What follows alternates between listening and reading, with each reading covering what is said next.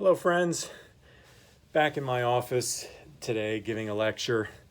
Um, my internet speed at home, it's just never gotten fixed. So if I want to get the video uploaded in fewer than 24 hours, then yeah, here I am at my office. Braving coronavirus just for you. I want you to know that. Don't feel guilty or anything, but just know that. I'm playing, of course. Okay, well, I thought I'd say a few words here about Fanny Fern. Yeah, I got done reading your discussion post. I think folks are doing a good job with it. So let me just add a little bit more cultural history to the discussion so you know what a radical thing it is that Fern is really actually doing here, okay? All right, so looking at a law more nice than just, if you want to look over on page 901, very beginning of the essay, let me just read a few selections here. What she's getting into here, she's just assuming, remember she's writing for women in the 1850s. So she knew that her readers could just assume exactly what she was talking about. Not so much with us, you know. Women wear blue jeans all the time and it's just not a big deal. But back then, it was literally against the law for women to wear pants. I mean, that's simple. And this is what this whole thing is going against. And so the whole essay then becomes, really a manifesto against fashion requirements for women at the time period. Let me show you what I mean. Okay, so on page 901 towards the bottom, she's saying, no one but a woman knows the thraldom of taking her daily walk through a 3 weeks rain with skirts to hold up, an umbrella to hold down, and puddles to skip over, and gutters to walk around, and all the time in a fright lest in an unguarded moment her calves should become visible to some one of those rainy day philanthropists who are interested in the public study of female anatomy. This is another thing. In these years, women could not show their ankles or their legs at all, okay? So if a woman wanted to be modest and wanted to keep men from ogling at them, she had to keep her legs covered up. Okay, then if you look over on page 902, a little bit more, how incredibly oppressive fashion was for women. Very end of the essay, 902. Now, if any male or female Miss Nancy, meaning a gossip, who reads this feels shocked, let 'em. Any woman who likes may stay at home during a 3 weeks rain, till her skin looks like parchment and her eyes like those of a dead fish. Or she may go out and get a consumption dragging around wet petticoats. I won't. I positively declare I won't. Those who choose may crook their backs at home for fashion. Okay, so fashion was literally so restrictive that women would get backaches. And that's not an exaggeration. So she's talking then about how incredibly oppressive women's fashion requirements were. And let me just show you some pictures here. Again, I've really got to do this low tech. I don't know how to work PowerPoint into a video like some of you smart Generation Z folks know how to do, so we'll just have to look along on my computer here. All right, well, so what exactly was Fern talking about when it comes to fashion for women at the time period? Well, let's have a look. Okay, well, here's one. Okay, here we go. I think you can see this. These are the kinds of dresses that women would wear at this time period. Maybe some other examples here. Yeah, here we go. Okay, very nice. Yeah. See this? Yeah, okay. Well, for women who were concerned about social distancing, these women would do just fine in the age of coronavirus. That's easily 6 feet here that she's got going. Okay, so yes, these are quite stunning dresses, really beautiful, but my goodness, they were anything but practical and comfortable. All right, let's look at another one here. Okay, yeah, here we go. Yep. Okay, so yes, these were the fashion requirements for women. And all I just did a Google search, fashion 1850, and did a Google image search, and there you go, if you want to see other examples. Okay, and then another thing too, and she doesn't even talk about this, but women were required in these years also to wear corsets, girdles basically. But I mean, well, let me just show you pictures. Okay, this is a corset, and you see it creates this, helps create this nice, the classic hourglass figure.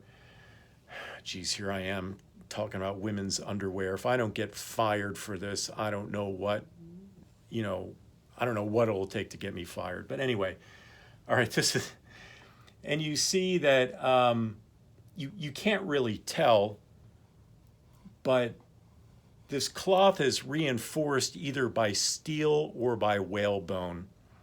All right, and to just make sure that her waist and everything is all tucked up nice and neatly.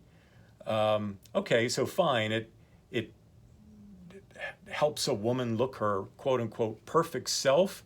Here's another one. Yeah.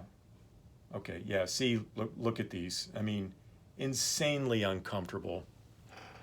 Insanely uncomfortable. And again, all I did was Google in corset 1850. So you can do this at home on your own computer. But yeah, you can see the steel reinforcing here. Okay. All right. So just to put all this in perspective, I had a professor in graduate school, and she taught Victorian era women's literature. So she and her colleagues, for fun one time, got together and they dressed in period costume for women at the time period, putting on Victorian era clothing from the 1850s or what have you. And my professor, she said, I had never fainted in my life until I put on women's clothing for that time period, So you can start to see where all this is going. If women have to wear all this incredibly uncomfortable clothing, what can she really do out there in the world? Do you think she can have a career as a surgeon? Do you think she can be a governor of a state someplace or president of the United States if she has to futz around with so much clothing? The answer is probably not. Okay. Yeah, okay. Well, let me show one other thing here. This is from a film. I think a lot of folks have probably still watched that movie, Pirates of the Caribbean. And you see Elizabeth having to wear a corset, and you see that she almost drowns in the process. So let's look at this scene here.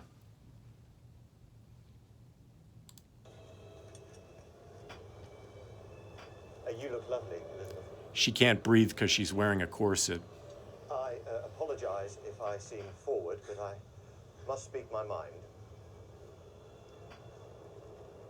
This promotion throws into sharp relief that which I have not yet achieved. A marriage to a fine woman. You have become a fine woman, Elizabeth. I can't breathe. Yes, I'm a bit nervous myself. And then they made me their chief. Elizabeth? Elizabeth! The rocks! Sir, it's a miracle she missed them. Will you be saving her then? I can't swim.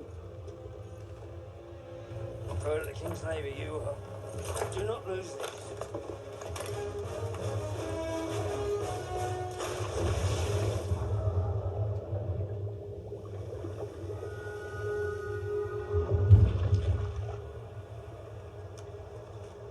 What was that?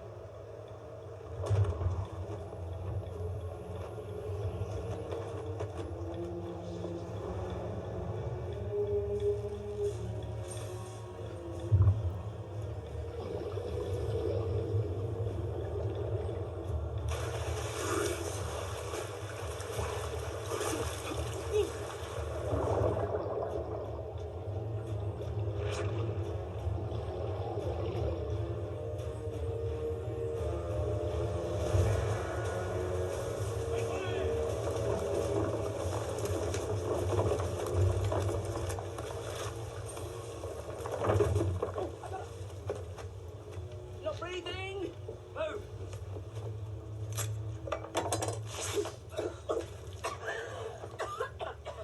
Never would have thought of that. Clearly you've never been to Singapore.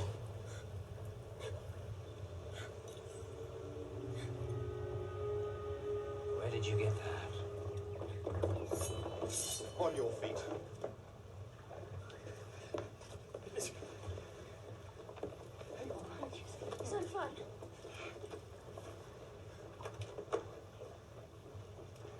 Shoot him. Father! Commodore, do you really intend to kill my rescuer?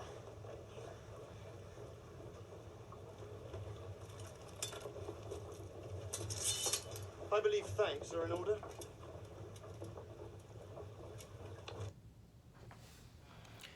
Okay, so there you go. So even Johnny Depp knows that corsets. To fly a rocket ship, Oh. you need to be a Even Johnny Depp knows that corsets are no fun. Okay. Yeah. Okay. Well, one other thing, just a quick anecdote here to tell you just how insane women's fashion was for this time period. I had a student a while back. She was a returning student, and she had some grown daughters. And one of the things that she liked to do is sew her own dresses for her daughters, you know, for prom dresses or what have you. So she was telling us one time that, you know, to make a prom dress, all right, and that's the most dress anyone's going to wear for any occasion except maybe, you know, for a wedding or something. But she said that a prom dress would take, I think she said, about 2/3 or 3/4, something like that, of a yard of cloth. Okay, now just for fun, just consider for a second how many yards of cloth you think are involved in the making of one of those 1850s dresses that we were just looking at. Okay, this is what the story she was telling us. It takes 20 yards of cloth to make one of those dresses that we looked at, with the petticoats and all the flounces and furbelows and all that sort of stuff. 20 yards. So take a prom dress and multiply that by 20, okay? And that's what we're talking about here. Okay, so, all right. So then what she gets into next is she starts to tell us a little bit about the effects on the lives that these dresses have, again, on the lives that women had to live, how restrictive it was. Not only was it physically uncomfortable to dress like that, beyond that, it limited their ability just to live full lives. So let me show you what I mean. If you look on, okay, back on page 901, this is what she's saying. Think of the married women who stay at home after their day's toil is done, waiting wearily for their thoughtless, truant husbands when they might be taking the much-needed independent walk in trousers. Just blue jeans, right? Which custom forbids to petticoats. And this, I fancy, may be the secret of this famous law. Who knows? It wouldn't be pleasant for some of them to be surprised by a touch on the shoulder from some dapper young fellow whose familiar treble voice belied his corduroys. That's it now. What a fool I was not to think of it, not to remember that men who make the laws may make them to meet all these little emergencies. So because women have to wear 50 yards of cloth, they can't go out on just simply to take a walk, right? And this is the point it all comes down to that I want you to remember. Okay, if you have your notebook and pen with you, this would be a good note to jot down, okay? The clothing requirements for women kept them confined at home.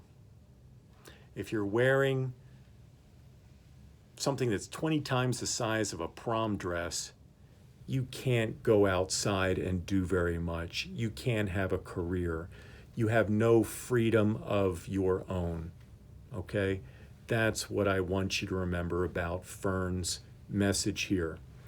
And as all y'all were commenting in your discussions, and I think you were doing a good job with this, Fern is a bold and remarkable woman. She's not a woman who's just going to sit silently by and keep her mouth shut like a good woman is supposed to do. Not Fanny Fern. So you see her speaking up here and saying, this is wrong, it's unjust, I'm going to resist. We talked about this theme of civil disobedience with Thoreau before. He was willing to go to jail to protest an unjust war. Well, maybe Fanny Fern deserves some credit here too. This whole story began because she's angry that, as it says, second line down, Emma Wilson was arrested yesterday for wearing men's apparel. He's like, okay, fine. I'm willing to resist. I'm willing to risk arrest in order to stand up against this unjust law. A little like Henry Thoreau, right? Okay. So you do see this act of civil disobedience then that is taking place. Okay, if you look over on, same page, 901, just skip down to the bottom. So here's her act of civil disobedience. One evening after a long rainy day of scribbling, when my nerves were in double twisted knots, and I felt as if myriads of little ants were leisurely traveling over me, and all for want of the walk which is my daily salvation, I stood at the window, looking at the slanting, persistent rain, and took my resolve. I'll do it, said I, audibly, planting my slipper upon the carpet. Do what? Asked Mr. Fern, looking up from a big book. Put on a suit of your clothes and take a tramp with you, was the answer. You dare not, was the rejoinder. You are a little coward, only saucy on paper. It was a work of a moment, with such a challenge, to fly upstairs and overhaul my philosopher's wardrobe. Of course, we had fun. Just as a quick side note here, what's remarkable about this essay is that Fern is not only teaching women to stand up for their rights, but she's trying to teach men. It's okay to have a woman who's creative, who's independent, who's assertive. It means you can have fun. Having a wife like Fanny Fern, who's independent and is not afraid to speak her mind, she's not submissive the way women were supposed to be at this time, you could have a really great marriage. Okay? It was a work of a moment. Of course we had fun. Tailors must be a stingy set, I remarked, to be so sparing of their cloth. So she can't believe it. Just putting on a pair of pants and a shirt, a man's shirt, it's a fraction of the amount of clothing she typically has to wear. It's like, man, how freeing. This is wonderful. She can't believe it. As I struggled into a pair of their handiwork, undeterred by the vociferous laughter of the wretch who had solemnly vowed to cherish me through all my tribulations. So their wedding is strong. Their marriage is strong enough that they can joke with each other. Oh, and you're just laughing at me. And yeah, so they're just having, this is a model of a good marriage here. Okay. So, if nothing else, what she's protesting against also, there was actually a whole movement called dress reform, and I'll talk about that in just a second. But there's something else that she's protesting against. One of the codes for women's behavior was domesticity. And I think we've already talked about this. Maybe you remember with going all the way back to Charlotte Temple. Her job was to stay safe and sound at home, stay safe and sound at the school. Don't leave that. If you do, it means you're going to die. So in so many words, Charlotte Temple, that novel, is reinforcing that code of domesticity. Women's place is in the home. If I can use that obnoxious, I'm sure you've all heard that, unfortunately, but that was the belief. So Fern's essay here is basically saying that women's clothing is reinforcing the fact that they are supposed to be domestic. If you're wearing 20 yards of clothing, you have no choice but to be confined at home, okay? So for Fern, that's a problem. If I can wear pants, Fern is saying, then I can go out and live an independent and freer life, okay? All right, well, this will be the end of part one. In part two, I'm gonna say a few more words about dress reform, and then I'll start talking about the parody essay, Fresh Leaves by Fanny Fern. Okay, stay tuned. Bye-bye.